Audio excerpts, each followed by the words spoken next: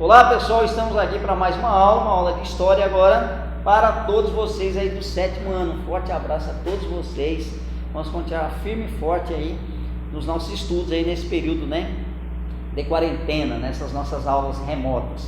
Pessoal, a gente vai falar um pouquinho sobre o sistema de governo geral. Aquele sistema de capitanias hereditárias, ele não teve muito sucesso não, como a gente viu nas aulas passadas, ou seja, ele fraquejou, ele não foi muito bem não. Aquelas grandes extensões territoriais, divididas pela coroa portuguesa, que ia desde o quê? Da costa brasileira até o Tratado de Tordesilhas. Então não teve muito futuro, fracassou aquilo lá. Muitos donatários não vieram para cá, nem se interessaram, né? Muitos não tinham nem recurso, nem dinheiro. Como a gente viu nas outras aulas, a extensão delas era muito grande, dificultava o contato entre donatário com donatário e entre donatário com a metrópole, com Portugal. Então não funcionou muito bem aquilo ali. Só basicamente três capitanias aí tiveram sucesso, né? Pernambuco, nosso Pernambuco, capitania de Pernambuco, capitania de São Vicente, futuro São Paulo, e a capitania da Bahia, que depois vai virar o quê? Vai virar a capital, a primeira capital do Brasil, ainda também nesse sistema de governo geral, correto? O sistema de governo geral, ele não vai acabar com o sistema de capitanias. As capitanias hereditárias continuarão existindo paralelamente, juntamente com os governos gerais. Só que aí é uma forma de, mais próxima da coroa portuguesa atuar nas suas terras, na sua colônia Brasil.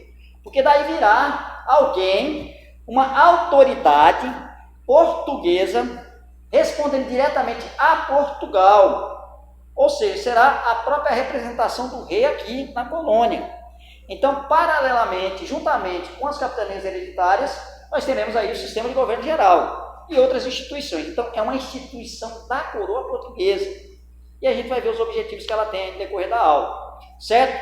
Terá um governador geral e outros membros também, como o ouvidor-mor, o capitão-mor e assim por diante, certo? Então, não será só um governador, ele terá que ter pessoas para ajudar ele. Vou dar um exemplo aqui bem claro para a gente entender, certo? O diretor de uma escola, ele tem que ter o diretor e os secretários deles, as pessoas que vão ajudar, né? A administração, a organização de documentação, os professores para dar aula e tudo mais. Então, será uma direção e os seus colaboradores. Uma prefeitura, a mesma coisa, terá o prefeito e os seus assistentes, né? Os seus secretários que vão ajudar ali em cada setor da educação, da saúde, transporte e assim por diante. Beleza, pessoal? Prosseguindo, vamos entender a coisa melhorzinha. Olha só. Governo geral. O que é o governo geral? O que a gente pode entender de governo geral? Qual o conceito? O conceito é o quê? Explicação. Como você explicaria ali a ideia de governo geral? Eu coloquei esse conceito aqui bastante interessante. O governo geral foi uma forma de centralização de quê? Do poder. Na colônia, implantado pelo rei Dom João III, em 1548, para acabar com a desorganização administrativa. Então o poder ficou meio que solto, né? Cada capitania governava do jeito que ela quisesse, pagava o imposto se ela quisesse, dava o dízimo, né? Que era aquele imposto que rolava ali para a coroa portuguesa, em cima das relações comerciais existentes, pagava o quinto, que era aquele imposto sobre metais preciosos e outros impostos aí, meio que rolava meio solto, ninguém contribuía muito com isso. Mas você tendo aqui um governo centralizador, que vai cobrar esses impostos, que vai chamar o donatário, o capitão donatário para prestar contas, aí já é diferente. Então você vai moralizar a coisa. Então você tinha que o quê? Acabar com o quê? Com a desorganização administrativa, porque o negócio estava solto, desorganizado. Tendo agora um governo geral, a coisa vai começar a se organizar. Beleza? Olha só, responsabilidade dos governos gerais era o quê? O que ele tinha que fazer?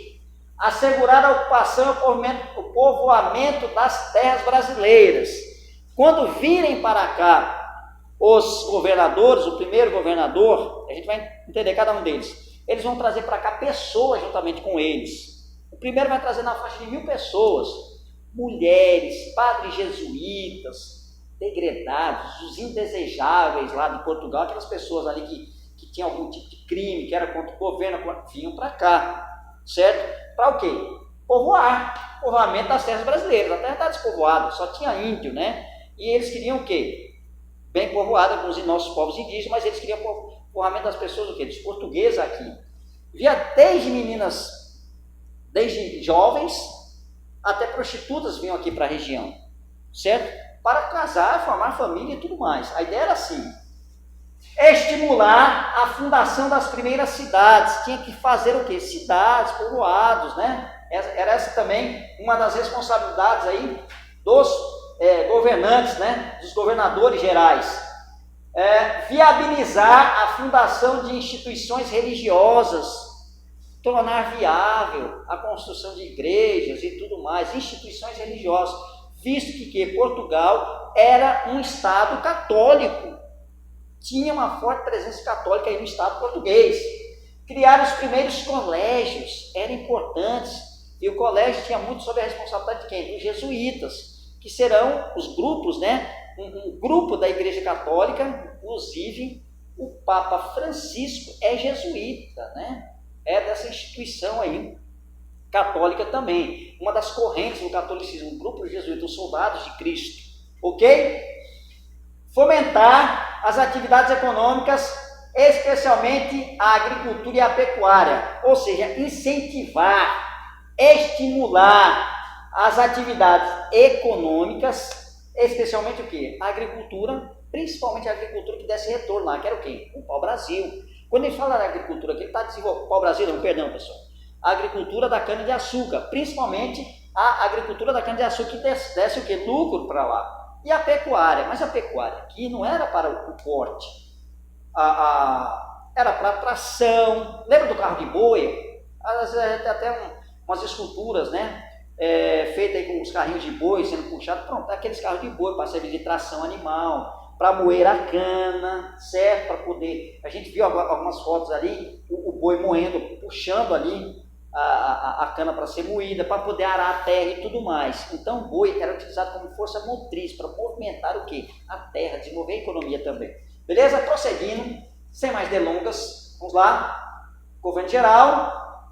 E aqui nós temos a primeira capital, isso aqui é Bahia, é Salvador. Nós temos aí Salvador, a primeira capital vai ser ali, Salvador, ali justamente na Bahia, porque vai ser a primeira capital do Brasil. Ok, pessoal? Ainda nesse sistema de governo geral. Olha só, as atribuições aí. Governador geral, qual o objetivo dele? O que ele tinha que fazer? Centralizar a administração da colônia, ou seja, todo o poder tinha que vir na mão dele. Ele tinha alguns membros, algumas pessoas que fossem ajudar ele. Ouvidor-mor, provedor-mor, capitão-mor. O que fazia o ouvidor-mor? Responsável pelas questões jurídicas e pela aplicação da lei portuguesa na colônia. A parte de leis era com esse ouvidor-mor. Era responsável pelo quê? Pelo júri, pelas instituições jurídicas, de julgar, de colocar as leis em práticas e tudo mais. Provedor-mor, responsável pela arrecadação dos impostos e pelo controle do orçamento da colônia. Então aqueles impostos que a gente falou que não era recolhido aonde? Ainda, o quinto, o dízimo e tudo mais, ele estava responsável por recolher esse dinheiro e aplicar aí no desenvolvimento da colônia. Certo? O Brasil. Capitão-mor, responsável pelo desenvolvimento das defesas da colônia, seja contra ataques estrangeiros, seja contra indígenas. Ataques estrangeiros de quem, pessoal? Dos franceses. Era responsável para o quê? Evitar, principalmente, lembra que eu falei para vocês, os franceses foi um calo ali no pé de Portugal. Então, para evitar, o Capitão-Mor era para evitar o ataque desses franceses, piratas franceses ali na colônia. E afugentar ali a presença indígena também, que até o momento vai começar a se voltar contra isso. Beleza? Prosseguindo. E aí nós temos o primeiro governador geral, Tomé de Souza, 1549, 1553, ele vai administrar aí a colônia, o Brasil. Olha só, o primeiro governador geral, Tomé de Souza, iniciou o sistema de governo geral. Com ele que vai começar. O sistema de governo geral vai ser implantado em 1548, vai ser idealizado em 1548, mas ele primeiro vai começar a ser implantado realmente em 1549, aí começa aí o sistema de governo geral aqui no Brasil, correto? Então o que ele fez? Fundou Salvador, certo?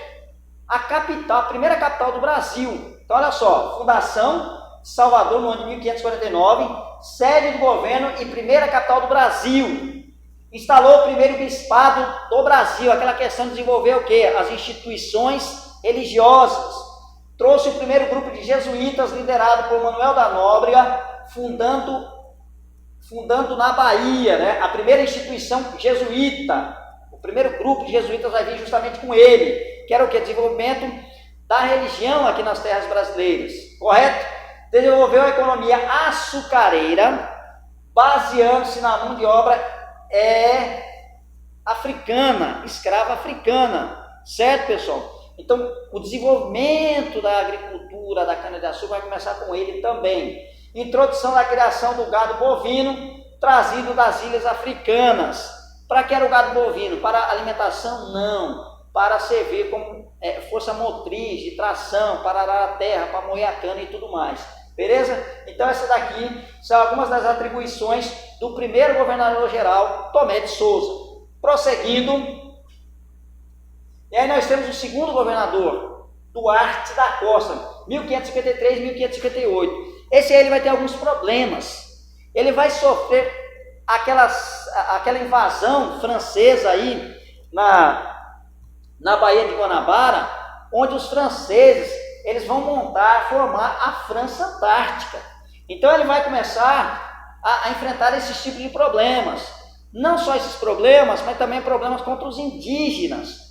Porque com ele vai ter o desenvolvimento da economia da cana-de-açúcar, vai aumentar o número de engenhos, e a partir de então, naquele momento ali, começava-se também a escravização indígena, coisa que no primeiro governador não tinha, Tomé de Souza não tinha escravização indígena, existia uma boa relação, mas vai começar, tem um certo respeito ainda, com Tomé de Souza tem um certo respeito, porque os jesuítas, eles catequizavam, colocavam eles nas missões, ele ia catequizando esse índio, aí ele não era escravizado, porque ele era o quê? Ele era um estudioso, estava estudando ali, estava a cargo do senhor dos jesuítas, beleza?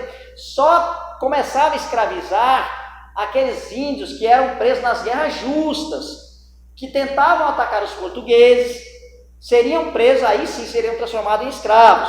A coroa portuguesa permitia isso. O que vai acontecer? Com o Duarte da Costa vai aumentar o número de engenhos, mas também vai aumentar o número de escravizados indígenas. E aí ele vai sofrer também com ataques indígenas também, tendo problemas aí com indígenas fora os franceses. Beleza, pessoal? Vamos lá. Fundação do Colégio do Planalto de Piratininga, o primeiro colégio de São Paulo, 1554, fundado pelos padres jesuítas Manuel de Paiva e José de Anchieta, né? Muito famoso esse padre aí, José de Anchieta. Enfrentou dificuldades promovidas por conflitos entre colonos e jesuítas, justamente por conta dessa escravização indígena, certo? Muitos colonos queriam transformar aqueles indígenas que estavam sendo catequizados pelos jesuítas em escravos. Então tem esse confronto aí entre os colonos e os jesuítas, envolvendo a escravização dos indígenas. Se você o que é preferir? Você pegar um indígena que já está domesticado, apaziguado, amansado e tudo mais, ou se embrenhar na mata, se arriscar para capturar índios selvagens, entre aspas, vamos dizer assim. Então era preferível o quê? Eu pegar um índio que está domesticado, assim era o pensamento do colono, ok? Então muitos colonos queriam ali, nas missões jesuíticas, pegarem quem? Esses índios mais civilizados e transformarem quem? Em escravos. Isso aí vai causar o quê? Um conflito entre eles. Por quê? Os engenhos de cana-de-açúcar começaram a aumentar e precisava de mão de obra. A mão de obra estava sendo aí a base do indígena. Antes, a escravização indígena foi antes da escravização africana aqui no Brasil. Ok, pessoal? Não era mais interessante agora, digamos assim, utilizar o indígena apenas para aquela relação comercial de troca de pau-brasil por produtos. Não. A relação agora comercial era outra, era a produção de cana-de-açúcar, precisava de mão de obra, a mão de obra era indígena. Então não precisava disso. E o índio não queria mais isso. Por que o índio queria ser escravizado? Não é porque ele era preguiçoso, porque tinha aquela ideia, não, o índio não queria trabalhar porque era preguiçoso, não. Você tem tudo na natureza. Ele tem terra, ele tem alimentação, ele tem animal para caçar, ele tem a sua vida, ele tem a outra cultura totalmente diferente da do ser humano, a nossa. De não querer o quê? Riqueza, mais casa, mais dinheiro, mais bens materiais, ele tinha tudo que a natureza lhe oferecia. Para que ele iria trabalhar? Para juntar riqueza, principalmente riqueza para o homem branco. Está entendendo, pessoal? Então era essa a ideia. Aquela ideia de dizer, o índio não gosta de trabalhar, é preguiçoso. Isso é mentira. Na realidade ele tem outra visão de mundo diferente da do homem branco, que era chamado na época, correto? Tudo que ele precisava na natureza ele tinha. Então para que ele ia trabalhar para juntar coisas que ele não precisava? Ok? Então tinha essa ideia aí. Em 1555 ocorreu a invasão francesa no Rio de Janeiro, onde foi fundada a França Antártica. E sem recursos para conter os invasores, o governador-geral perdeu a autoridade e sua administração ficou enfraquecida. Ele não conseguiu resolver esses problemas. As disputas coloniais entre colonos e jesuítas, por conta da escravização indígena, e principalmente resolveu o problema da invasão dos franceses e a formação da França Antártica. Então, com isso, ele vai sair do governo geral, vai voltar para Portugal. E aí vem um novo governador geral que vai começar a resolver esses problemas, essas broncas, esses entreveros aí. Prosseguindo, digamos assim, essas picuinhas aí. Esse é o nosso terceiro governador geral, Mendes Sá. Vai governar de 1558 até 1572 com a sua morte. Não irá passar o bastão, ou seja, a administração do governo geral para outro, não. Vai morrer aí como administrador, né? Como governador geral. Mendes Sá, terceiro governador geral, acabou com os conflitos entre os colonos e os jesuítas. Aquele conflito que tinha pela escravização dos indígenas vai acabar. Estimulou a lavoura de exportação. A lavoura de quê, pessoal? Da cana-de-açúcar. Vai estimular essa produção de cana-de-açúcar. Promoveu a campanha para destruir a França Antártica, fundando assim a segunda cidade do Brasil, São Sebastião do Rio de Janeiro, em 1565. Salvador, a primeira cidade e também a primeira, como se diz, a primeira capital do Brasil. E agora nós temos aí a segunda, né? São Sebastião do Rio de Janeiro. É justamente ali que vai ser, futuramente Rio de Janeiro, é justamente ali que vai ser feita para combater e para expulsar, na região que era para combater e expulsar quem? Os franceses. Era justamente ali na região da França Antártica. O sobrinho dele, Mendes Sá, vai ter importante papel aí que vai contribuir para a expulsão dos franceses da região e vai morrer em combate. Tempos depois ele também irá morrer em combate também aí nessa região. Beleza, pessoal? Prosseguindo, esse foi o terceiro governador geral. Outra instituição bastante importante vai ter lá. Olha só, nós tínhamos os governos gerais, ouvidor-mor, capitão-mor, né? E o provedor-mor. Depois nós tínhamos essa instituição aí também, que era uma instituição local, as câmaras municipais, uma instituição o quê? Nos municípios, nas cidades, que tinha o objetivo de administrar aí. Quem é que representava isso aí? Quem eram essas câmaras municipais? Eram administradas por quem? Pelos homens bons. Que legal, professor, homens bons, então eram pessoas muito boas, né? Não, eram pessoas que tinham posses, que tinham recursos, que tinham escravos, que tinham lavouras, que tinham terras e tudo mais. Eles poderiam eleger e ser eleitos. Era só eles que poderiam votar e serem votados. E nós tínhamos aí alguns membros aí, que eram, por exemplo, 3 ou 4 vereadores aí, um juiz ali também compunham essa instituição. Então eles serviam como administradores da região, organizavam ali as cidades, a região local, né? A localidade, os municípios, as cidades. Então eram essas pessoas, essa instituição, essas câmaras municipais, é como se fosse uma espécie de prefeitura da época, eram elas que administravam o quê? As cidades, beleza, pessoal? E quem formava, quem compunham essas instituições, essas câmaras municipais? Os homens bons, grandes proprietários de terra, que tinham recursos, que tinham dinheiro, que tinham grana, que se constituía nesses 4 vereadores, de 3 a 4 vereadores aí, tinha cada câmara municipal dessa, beleza? Então olha só, as câmaras municipais foram criadas ainda com a primeira vila. A administração dos municípios era exercida por essas câmaras, compostas pelos homens bons, aqueles que eu falei para vocês. Não eram bons, não era bom para uma pessoa bondosa, não, mas era porque tinham posses, terras e tudo mais. As funções dela, quais eram as funções dela? resolver problemas locais de ordem econômica, política, administrativa nas vilas e municípios. Econômica, política e administrativa. Era essa uma das funções dela. A outra, gerenciar os gastos e renda da administração pública. O que se ganha, o que se gasta e aonde vai gastar. Promover ações judiciais, julgar os cidadãos quando necessário, criar leis e tudo mais. Construir obras públicas necessárias ao desenvolvimento municipal, como por exemplo, pontes, ruas, estradas, prédios públicos, entre outras. Beleza? Criar regras para funcionamento do comércio local. Como é que vai ser? O imposto vai pagar e tudo mais, onde vai ser, como vai ser e tudo mais. Desenvolvimento do comércio local. Zelar pela conservação de bens públicos e pela limpeza urbana. Trocando em miúdos, isso aqui nada mais, nada menos é o quê? Uma prefeitura. Se a gente for analisar direitinho, isso aqui quase que é uma prefeitura, só que com outro nome. Sim, o prefeito, mas sim um vereador, os homens bons ali administrando a localidade, o município, a cidade, a vida e assim por diante. Deu para pegar a ideia, pessoal? Vamos prosseguir. Divisão. Pessoal, o Brasil, em determinado momento, ele vai continuar ali com suas capitanias hereditárias. Então ele vai sofrer duas divisões. Beleza? Olha só. O quarto governador-geral ele vai morrer em batalha ali com os franceses, antes de tomar posse. Ao ser mandado de Portugal para cá, ele vai enfrentar ali os piratas franceses, enfrentar franceses no meio do caminho, e vai morrer em batalha.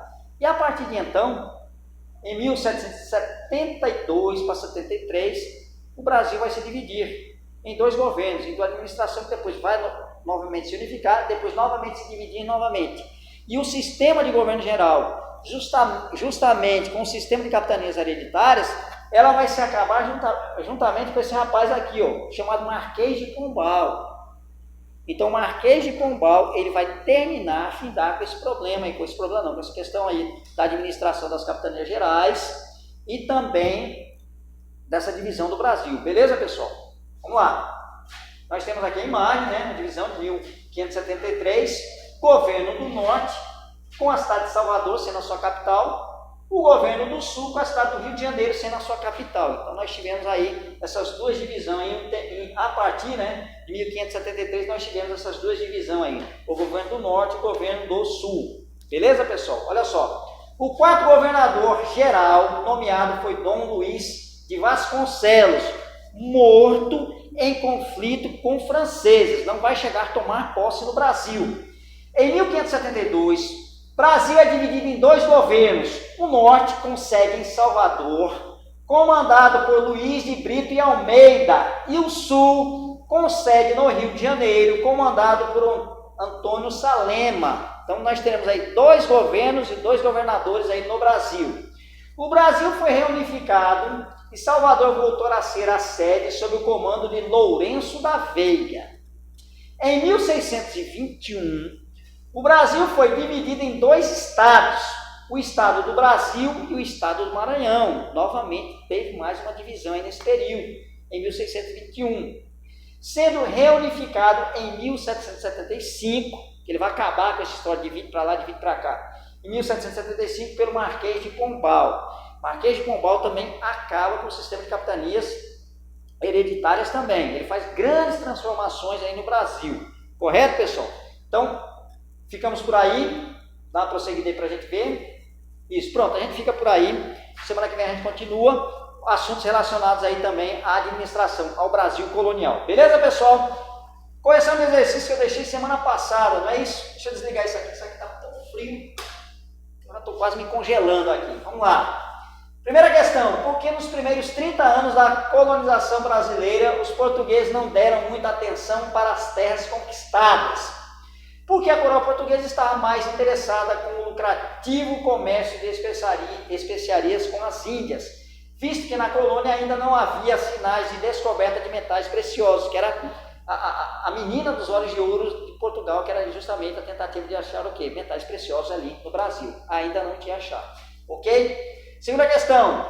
O que foram e quais foram as expedições guarda-costas e quais os problemas enfrentados por elas? Segunda resposta: eram expedições marítimas que tinham por objetivo patrulhar a costa colonial brasileira a fim de impedir a ação de piratas franceses. Elas foram comandadas por Cristóvão Jacques, a primeira em 1516 e a segunda em 1526. Beleza, pessoal? Terceira questão, prosseguindo. O que foram as expedições exploradoras e quais foram elas?